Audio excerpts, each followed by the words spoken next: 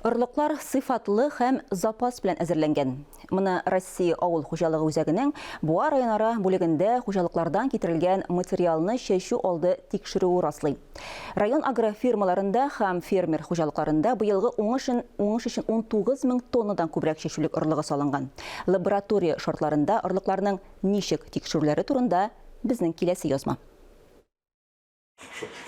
Кырлардан нинди уңыш үстереләчәге лаборантларның чәчүлек материалын ни дәрәҗәдә төгәл һәм сыйфатлы тикшерүенә бәйле. Орлыкларны бирегә урып җыю компаниясеннән соң ук алып килә башлаганнар. Бу вакыт эчендә лабораториядә 1000нән артык үрнәк зарарлануга, дымлылыкка һәм башка күрсәткечләр буенча тикшерелгән. Безнең основной эшебез игеннәрнең чисталыгын тикшерү, чәчү буенча эшлибез.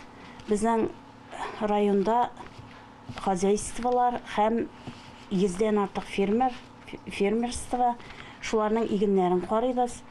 Чисталыкка тикшерелгәннән соң орлыклар башка белгеч өстәленә эләгә. Биредә аларның энергиясен һәм тишелешен ачыклыйлар. Монысы беренче категорияле агроном Гүзәл Гыймадиева эше.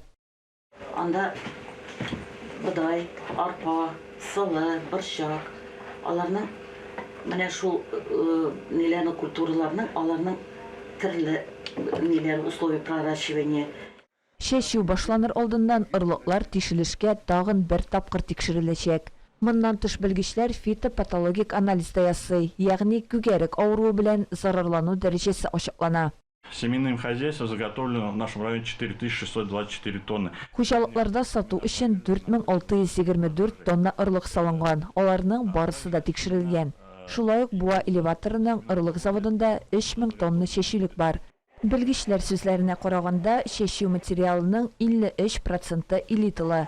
Документлары булмаган орлыкларны кагыйдә буларак фермерлар куллана. Сүз уңаеннан районда орлыкчылык белән шөгыльләнүче 5 хуҗалык бар. Алсу Сәмигуллина, Хокил Камалтдинов, Татарстан яңалыклары.